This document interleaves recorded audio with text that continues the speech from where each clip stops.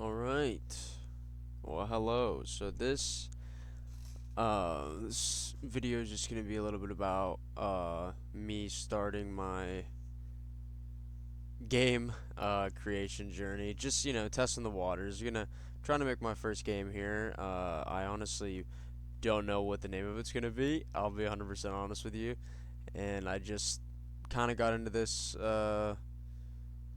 little bit ago and just figured, I mean, what's the point in not trying your hand at it? So I've been having a lot of fun doing this, but yeah, I would just wanted to make a couple devlogs about how the game goes, and maybe in the future just kind of see how far we go with it. So yeah, just a little bit here originally. So where I am right now and everything is this is, as you can probably see in the thing up there, I am on my third level of everything currently. It is I'm calling it the cabin. So right here, at this point, I'm pretty sure the floor below the floor that you actually walk on, just kind of the ambient floor here. And man, I'll be 100% honest with you, I wouldn't be any good at 3D rendering at all, but pixel art sure as hell ain't fun to do either, placing things pixel by pixel. And I mean, hell, I'm on the third level of everything. Level 1 and level 2 was a lot harder due to the fact that I'd never done it before. Now I'm just a little luckier because I'm a bit quicker at everything. But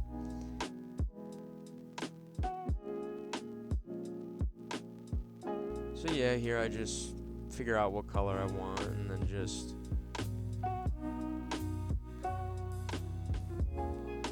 mess with a couple tools, try and figure out what else I can do. And yeah, here, so this is something I actually haven't done before ever. Was I decided, hey, why don't I try and make everything look like kind of like logs and try and round everything, which I had no idea how to do in pixel art at all, but I figured it'd be a little bit fun to try. And so that's what I did here, and I think personally it turned out pretty darn well, honestly. And yeah, so I mean, I have this going up at 4 times speed right now, just to really illustrate how long this stuff takes. And then, as I said, it was going pretty well, and then I just decided to completely scrap it for the floor. Obviously, for the cabin walls, as you'll end up seeing here pretty soon, I actually do have the edges rounded, but it at least for me in pixel art, at least, it's just genuinely easier to be able to make rounded edges in pixel art when you're working on a bigger grid. Obviously on this I'm working at 32 by 32, but on the walls those things are 400 500 pixels tall, so it's a little bit different. And yeah, all I'm doing here is I just mess around with it, mess with the width, the height, and just try and stretch it out to the length of however long I need the level to be. Which I don't think this one is as long as the forest level by any means, but it definitely is bigger than the first one. And I have these, originally I was trying to go with these little purple things, as you can see on the floor there. I have a little break opens in the floor with purple oozing out, and obviously I'm trying to go with a little bit of a theme, that being a little overshadowing thing. There's a little bit of that in level 2 with the enemies, and so just to mess with it. And then here I just play test it a little bit, run around, make sure it's all leveled out the way I like it, just messing around a little bit. And that's really all that being game dev is, and it's one of the most annoying parts about it, is just constantly having to play test everything over and over and over just to make sure you get it to the way you like it. Because even if it looks good, the moment you go into preview, it might not be, and that is not a very fun part. And then obviously here, as you'll start to see, I just start to mess around with making a couple more things, because obviously whenever you're building out a level, you need to be able to have a little bit of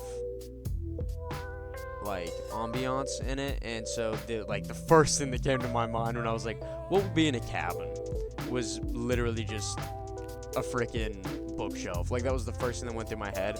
And then this was the most tedious thing, as you'll see. Mind you, this is a 4x speed and it still took me this long.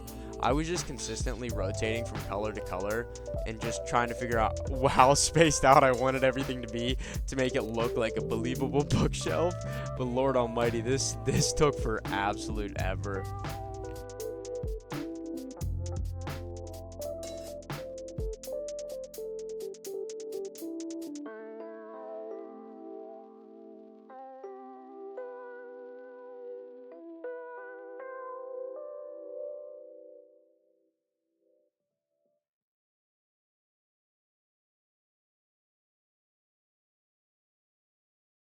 Yeah, and then right about here you'll see I start adding in the bookshelf, adding a little bit of ambiance, and just, messing around with it, adding behaviors to it. I obviously, you might have saw me, I went back into the previous level for a second there, just to look at the height of it, so I know how tall I need to make it at least, to be able to figure out um about like what height is the right height for my character, so that it won't be able to jump over it, so that like in between those two bookshelves would be the level. And then obviously here I just take it and I figure out what layer I want it on, if I want it to go in front of the character, if I want the character to go in front of it, or so on and so forth, and just touching it up and everything. And then right here I decided for the first time throughout the game, because I don't have this in any other part, is to add in spikes, just instead of just having characters that shoot at you. And then I wanted to put blood on it, but then I didn't really feel like it fit with everything that I was going with, so I decided to add a little bit more of the purple, and then adding a little bit of different coloring of purple, just to give it a little something to it, like a little different. And then once again, just figuring out what layer I wanted it on, and if I wanted it to be hiding under the floor a little bit or not. And then right here, I label it cabin wall. I just kind of went with everything like that, but these are the platforms that I go along with, for the things for the character to jump on, to either avoid the enemies, or to just make it an easier all-around trip so you don't have to jump over so many things. Obviously you see here I go with that a little bit of purple, and that'll make sense in later devlogs whenever I get talk about that a little bit more, like what it means and whatnot. But this is definitely the most purple for sure that I've shown in any level yet. I honestly don't really know what I'm gonna do beyond that. And mind you, like, all of this, like, you can see how tedious this was, placing this one by one by one by one, because this is like really the best way I know how to do it. It's not like fantastic or anything, and obviously like this isn't like the best level design ever. I'm not trying for it to be the best level design ever, but I'm trying to just add a little bit, make it a little bit of a platformer, And then obviously right there I'm adding my coin, and then I forgot to make them that you could walk on them, so I had to add that behavior. And then just making sure everything is running the way I want it to, making sure it all has the correct behavior, because I was accidentally running on the bookshelves when I wasn't supposed to be. That was only supposed to be the ones on the far left, and the far right were supposed to block me. So then I had to go through, make a whole different one of them to get rid of the behavior, and then it would just be part of the ambiance and not part of the gameplay. Jesus, that was so annoying, because I was so close to getting this part done. And then obviously this part is pretty basic. I got it done. I got it the way I wanted it. Just going around messing with whatever layer I needed, just slowly and tediously going over and over. Like, it is not fun at all, but like the best part about like doing the game dev and everything like that is by the end of the level, you're just like, holy shit, like, I did that, like, I finally did something, and that's always great. So, just slowly, tediously going through it over and over, and just figuring out where I want everything and how I want it all to work, and just basic stuff like that. And then I'm just going to skip through all that for you guys, instead of just having to waste your time watching me get through all that.